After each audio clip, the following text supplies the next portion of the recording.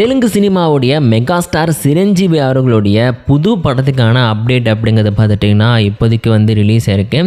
So பொதுவாக சிரஞ்சீவி அவர்கள் பார்த்துட்டிங்கன்னா பெருசாக எந்த ஒரு மூவிலையும் அதிகமாக கலந்துக்கிறது கிடையாது. ஏன் அப்படின்னு பார்த்துட்டிங்கன்னா அவர் அவருடைய பர்சனல் லைஃப்லையும் சரி, அதனால் பார்த்துட்டிங்கன்னா பொலிட்டிக்கல் லைஃப்லையும் சரி நிறைய விஷயங்களில் பார்த்துட்டிங்கன்னா அவர் ஒரு கான்சன்ட்ரேஷனாக போக வேண்டியிருக்கு. ஆனால் பல விஷயங்கள்லேருந்து நான் விலகிக்கிறேன் அப்படின்னு சொல்லிட்டு பார்த்துட்டிங்கன்னா எல்லா விஷயங்கள்லேருந்துமே அவர் விலகி தனக்குன்னு ஒரு லைஃப் அதுக்குன்னு பார்த்துட்டு ஒரு பிளான்னு சொல்லிட்டு அப்படி போயிட்டுருக்காரு. ஸோ அப்படி போயிட்டுருக்க நம்ம சிரஞ்சீவி அடுத்து ஒரு மூவியில் நடிக்க போகிறாரு அப்படின்னு சொல்லிட்டு சில அப்டேட்ஸ் எல்லாமே வந்திருக்கு. ஸோ அந்த அப்டேட்ஸ் படி பார்த்துட்டிங்கன்னா இந்த மூவியோட ஸ்டோரி அப்படிங்கிறது மேபி 3 மூவியோட ரீமேக்காக இருக்கலாம் அப்படின்னு சொல்லப்படுது. அந்த 3 மூவிஸ் என்ன அப்படின்னு பார்த்திங்கன்னா, ஃபஸ்ட்டு பார்த்துட்டிங்கன்னா நம்மளுடைய தமிழ்நாட்டில் ரீசெண்டாக ஜெயிலர்னு சொல்லிட்டு ஒரு மூவி வந்துச்சு பார்த்திங்களா. அந்த மூவி ஒரு பேன் இண்டியன் மூவியாக கொண்டு வரதுக்கு பிளான் பண்ணாங்க. அதனால் பார்த்துட்டிங்கன்னா எல்லாருமே கேட்டுட்டு இருந்தாங்க. ஸோ அதில் பார்த்துட்டிங்கன்னா சிரஞ்சீவி அவர்களையும் இல்லைன்னுச்சிங்க பாலையா அவர்களையுமே பார்த்துட்டிங்கன்னா ஏதாச்சும் ஒரு ரோலில் நடிக்க வைக்கலாம் அப்படின்ற பிளான் பார்த்துட்டிங்கன்னா நெல்சனுக்கு இருந்ததாக சொல்லப்படுது.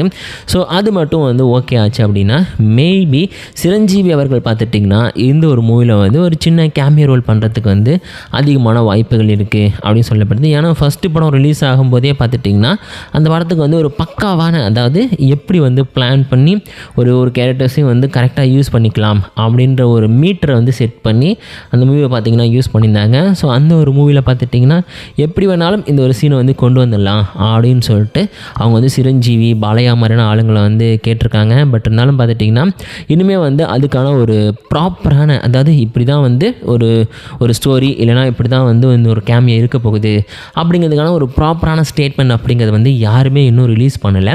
ஸோ அப்படி இருக்கும்போது பார்த்துட்டிங்கன்னா சிரஞ்சீவி அவர்களுடைய புது பிளான் படி பார்த்துட்டிங்கன்னா மேபி அவர் ஏதாச்சும் ஒரு கேமியோ ரோலில் அடுத்து வரப்போகிற ஜெயிலர் 2ல் நடிக்கிறதுக்கு வாய்ப்புகள் இருக்குது அப்படின்னு சொல்லிட்டு சொல்லப்படுது. ஏன் அப்படின்னு பார்த்திங்கன்னா இப்போ ரீசெண்டாக லோகேஷோட கூலி படம் ரிலீஸ் ஆச்சு. ஸோ அதில் பார்த்திங்கன்னா நாகார்ஜுனா ஒரு வில்லன் கேரக்டர் பண்ணியிருப்பார். ஸோ இந்த ஒரு வில்லன் கேரக்டர் அப்படிங்கிறது பார்த்துட்டிங்கன்னா பயங்கர ஹிட்டான ஒரு சூப்பரான ஒரு கேரக்டராக மாறிட்டு, சொல்லப்போனால் படம் ஃப்ளாப்பு தான். பட் இருந்தாலும் இந்த ஒரு கேரக்டர் மேலேயே ஒரு நல்ல இம்ப்ரெஷன், அது மட்டும் இல்லாமல் பார்த்துட்டிங்கன்னா நாகார்ஜுனா மேலே ஏற்கனவே ஒரு பயங்கரமான கிரேஸ் அப்படிங்கிறது இருந்துச்சு.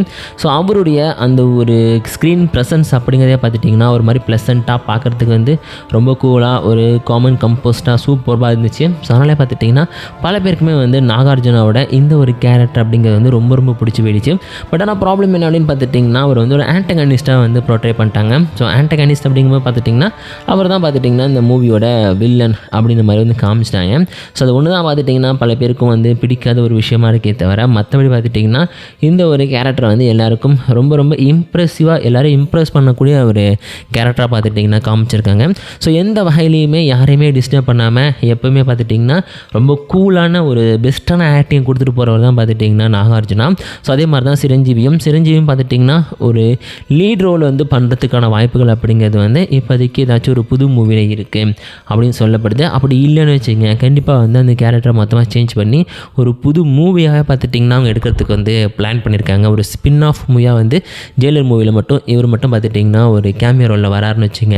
ஸோ அப்போ பார்த்துட்டிங்கன்னா அதை வச்சு ஒரு ஸ்பின் ஆஃப் மூவி எடுக்கிறதுக்கான பிளான் அப்படிங்கிறது இருக்குது அப்படின்னு சொல்லப்படுது. எது எப்படி இருந்தாலும் நம்ம வெயிட் பண்ணி தான் பார்க்கணும்.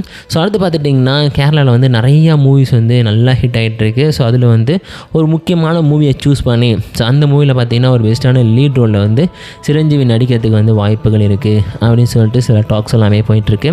ஸோ எது எப்படி இருந்தாலுமே இந்த ஒரு கேரக்டர் அப்படிங்கிறது பார்த்துட்டிங்கன்னா எல்லோரும் இம்ப்ரெஸ் பண்ணக்கூடிய ஒரு கேரக்டராக இருக்கிறதுக்கான வாய்ப்புகள் ரொம்ப ரொம்ப அதிகம் அப்படின்னு தான் பார்த்துட்டிங்கன்னா எல்லாருமே சொல்லிகிட்டு இருக்காங்க. ஸோ அதை நம்ம வெயிட் பண்ணி தான் பார்க்கணும். அடுத்து கன்னடத்தில் ரிலீஸ் ஆன ஒரு பெஸ்ட்டான மூவி எடுத்தால் ஒரு மூவியை தன்னுடைய ஃபிலிமில் யூஸ் பண்ணி போகிறாரு அப்படின்னு சொல்லிட்டு பார்த்துட்டிங்கன்னா சில இன்ஃபர்மேஷன்ஸ் எல்லாமே வந்துக்கிட்டு இருக்குது.